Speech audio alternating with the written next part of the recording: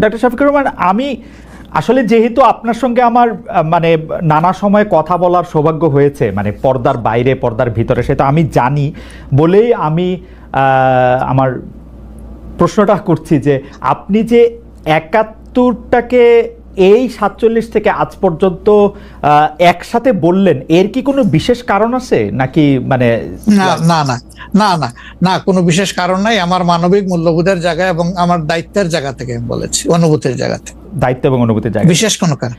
আচ্ছা, আমি আবার ২-৩ দিনের ঘটনা একটু আসি। আমরা দুইটা ঘটনা আমরা দেখেছি যে আমাদের অনেককে ব্যথিত করেছে। একটা হচ্ছে লালমনিরহাটে একজন যিনি নরসুন্দর, তিনি এবং তার ছেলেকে খুব আয়োজন করে মারধর করা হচ্ছে এবং তাদেরকে টেনে নিয়ে পুলিশের কাছে নিয়ে যাওয়া হয়েছে। এবং আরেকজন যিনি ২০১৮ সালের ডিসেম্বরের রাতের ভোট বলে খ্যাত নির্বাচনের যে প্রধান নির্বাচন কমিশনার, তাকে আসলে খুবই অপমানজনকভাবে মানে থানায় নিয়ে যাওয়া হয়েছে এবং সেটা আবার ভিডিও করা হয়েছে। মানে আমি সাধারণভাবে যেটা বুঝি, আপনি আমাকে শাস্তি দিতে পারেন, আপনি আমাকে মৃত্যু দিতে পারেন, কিন্তু মানুষ হিসাবে আরেকটা মানুষকে অসম্মান করার অধিকার যে আমাদের নাই, এইটা কি মানে মানে নাকি এইটা আমাদের আছে কারণ তারা একটা খারাপ কাজ করেছিল, এরকম কি? মানে আমি জানি না, মানে অনেকে তার আরেকজন, জি আপনি বলেন, আরেকজন খারাপ কাজ করেছেন বলে আমিও করব? এটা কোনো যুক্তি? আমি আরেকজনের খারাপে কষ্ট পেলাম, ক্ষতিগ্রস্ত হলাম, এখন আমি সেম অথবা ওয়ার্স দেন দিস আরো খারাপ কিছু করলাম তার সাথে, সেটা কি কোনো মানবিক আচরণ বলে গণ্য হবে? নিশ্চয়ই না।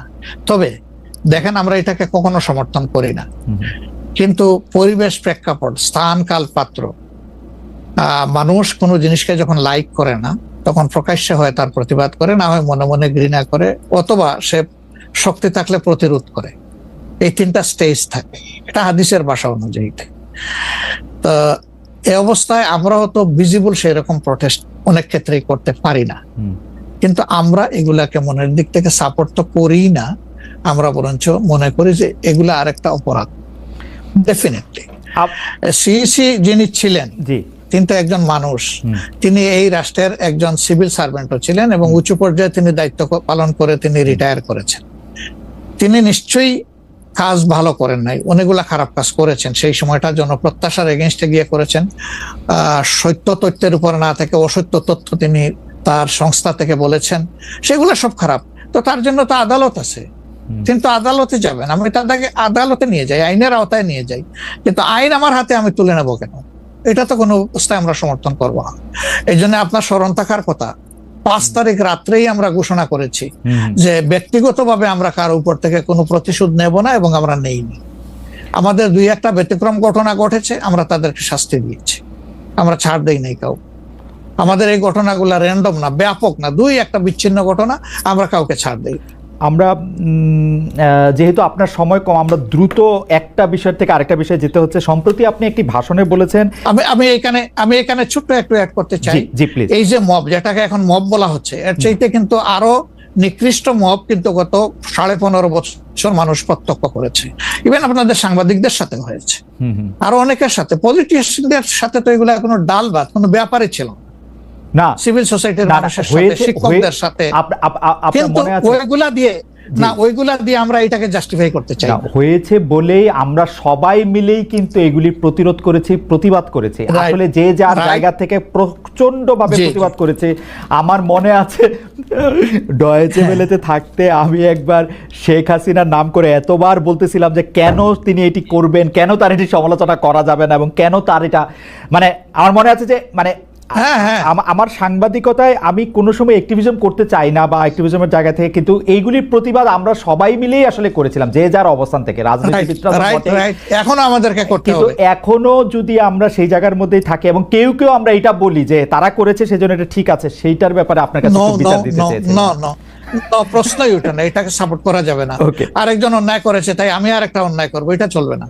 আর তাইলে আমরা ভালোর দিকে আগাবো কিভাবে? অ্যাবসলিউটলি আমরা আগাতে পারবো। আপনি সম্প্রতি এক ভাষণে বলেছেন, আরেকটা প্রসঙ্গে যায়, যে সেই গণতন্ত্র হালাল যার মাধ্যমে আল্লাহর বিধান কায়েম করা যাবে, বুলেট নয় ব্যালটের মাধ্যমে যেতে হবে।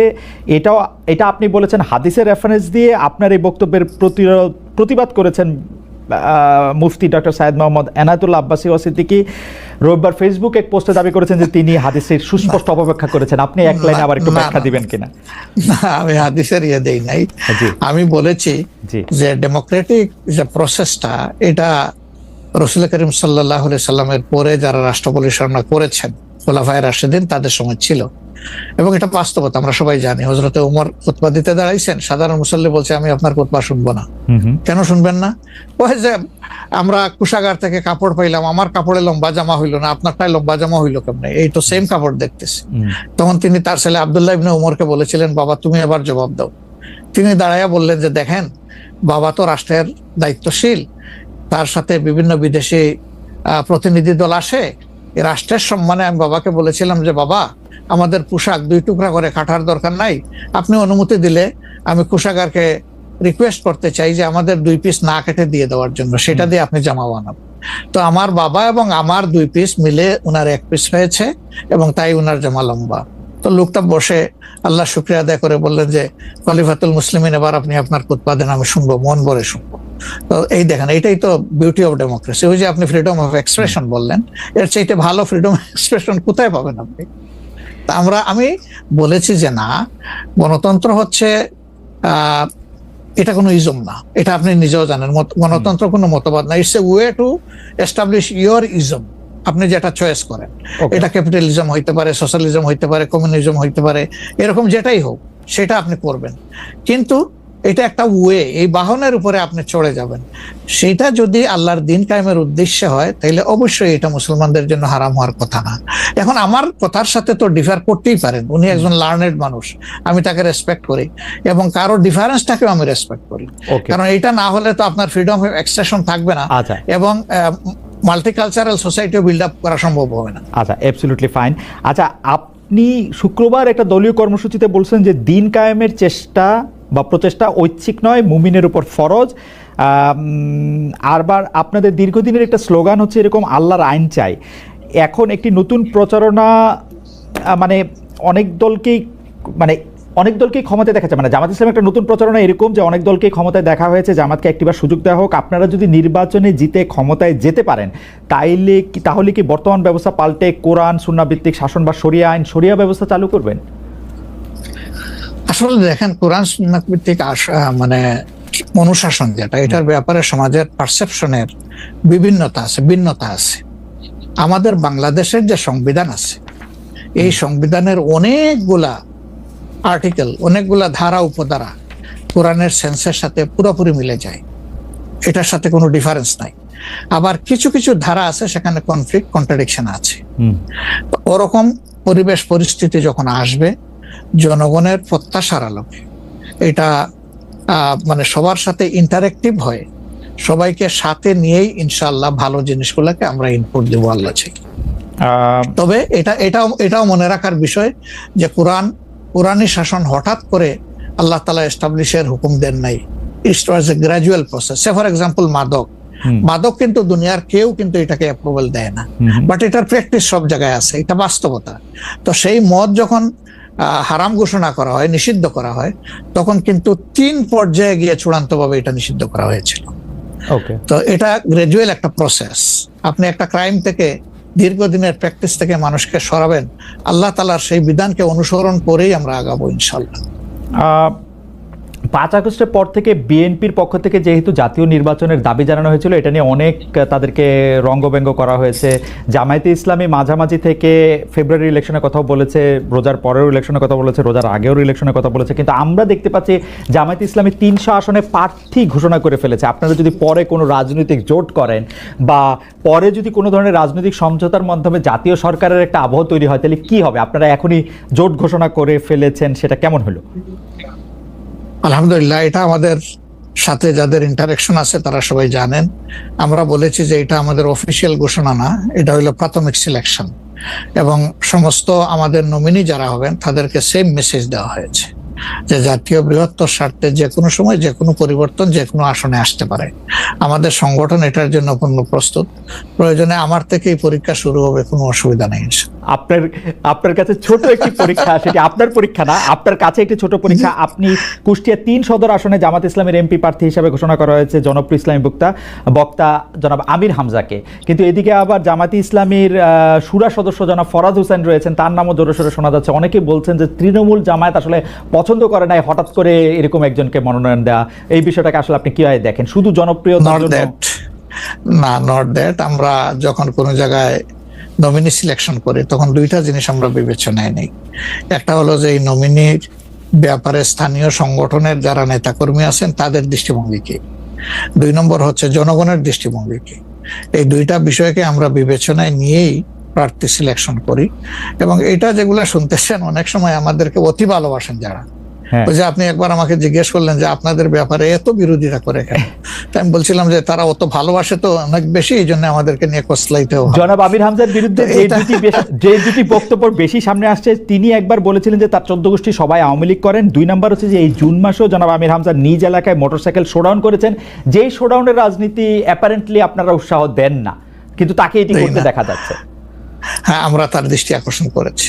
ওকে, আমরা এই ব্যাপারে দৃষ্টি আকর্ষণ করেছি যে পাবলিক ইনকনভিনিয়েন্স হয় এমন কোনো কাজ আমরা করব না, যত দূর সম্ভব এটা আমরা। এমন অন্তর্বর্তীকালীন সরকার 10 মাসেও জাতীয় নির্বাচনের সুস্পষ্ট তারিখ ঘোষণা করেনি, ফলে রাষ্ট্র এবং রাজনীতিতে এক ধরনের অনিশ্চয়তা সৃষ্টি হয়েছে। এবং এই অনিশ্চয়তা সৃষ্টি হওয়ার কারণেই আমরা যদি খেয়াল করি, দেশে অর্থনৈতিক কর্মকাণ্ড বলা যায় প্রায় স্থবির হয়ে পড়েছে। জনগণের ভোটে নির্দিষ্ট মেয়াদের একটি স্থিতিশীল সরকার না থাকায় দেশে কাঙ্ক্ষিত বিনিয়োগও হচ্ছে না। আমরা এখানে উপস্থিত প্রায় প্রত্যেকেই গণমাধ্যমে খবরে দেখেছি, ব্যবসায়িক সংগঠনগুলো বলছে নানা কারণে ইতিমধ্যেই শত শত শিল্প কলকারখানা বন্ধ হয়ে গিয়েছে, আরো অনেক কলকারখানা বন্ধ হওয়ার উপক্রম হয়ে পড়ছে। বিভিন্ন সেক্টরে এ ধরনের অস্থিরতা বিরাজ করছে। জনগণ তাদের সমস্যার সম্ভাবনার কথা সরকারের কাছে তুলে ধরার বা বলার কোনো সুযোগ তারা পাচ্ছে না। সম্মানিত সভাপতি, সম্মানিত নেতৃবৃন্দ, অন্তর্বর্তীকালীন সরকারের উপদেষ্টাদের সঙ্গে স্বাভাবিক কারণেই জনগণের কোনোই যোগাযোগ নেই। বিভিন্ন শ্রেণী পেশার মানুষের সমস্যা সম্ভাবনা কিংবা দুঃখ দুর্দশা সম্পর্কে অনেক উপদেষ্টাই ওয়াকেফাল নন। তারা অফিসে বসে ফাইলপত্র দেখে জনগণের সমস্যা চিহ্নিত করে সমাধানের চেষ্টা হয়তো কেউ কেউ করছেন। জনগণের সঙ্গে সরাসরি যোগাযোগ ছাড়া প্রশাসন নির্ভর, ফাইল নির্ভর বা ফাইল ওয়ার্ক দিয়ে সকল সমস্যার সমাধান যদি করা যেতই, তাহলে তো নিশ্চয়ই রাজনৈতিক দল বা রাজনীতির প্রয়োজন হতো না। প্রিয় উপস্থিতি, দেশের জনগণ সরাসরি নিজেদের পছন্দের প্রার্থীকে ভোট দিয়ে একটি জবাবদিহিমূলক সরকার প্রতিষ্ঠিত করতে প্রস্তুত, কিন্তু অন্তর্বর্তীকালীন সরকার মনে হয় জনগণের আকাঙ্ক্ষা উপলব্ধি করতে ব্যর্থ হচ্ছে। গণতন্ত্রের পক্ষের প্রতিটি রাজনৈতিক দলের পক্ষ থেকে লিখিতভাবে অন্তর্বর্তীকালীন সরকারের কাছে সংস্কার প্রস্তাব দেওয়া হয়েছে। এরই ভিতর সংস্কারের ব্যাপারে কিন্তু কোনো রাজনৈতিক দলের তেমন কোনো আপত্তি নেই, তবে সংস্কার নিয়ে সরকারের অযথা সময় ক্ষেপণে আপত্তি অবশ্যই রয়েছে। শুধু রাজনৈতিক দলের নয়, রাজনৈতিক দলগুলোর বাইরেও পত্র পত্রিকার মাধ্যমে আমরা দেখেছি বিভিন্ন সংগঠনও এ ব্যাপারে তাদের আপত্তির কথা জানিয়েছে, এ ব্যাপারে তাদের কনসার্নের কথা জানিয়েছে। এবং এ কারণেই আমরা মনে করি প্রস্তাবিত সংস্কার শেষ করে যদি তাদের ইন্টেনশন সঠিক থাকে, গণতন্ত্রের পক্ষে থাকে, আমরা দাবি করেছি ডিসেম্বরের ভিতরে নির্বাচন দিতে, তবে আমি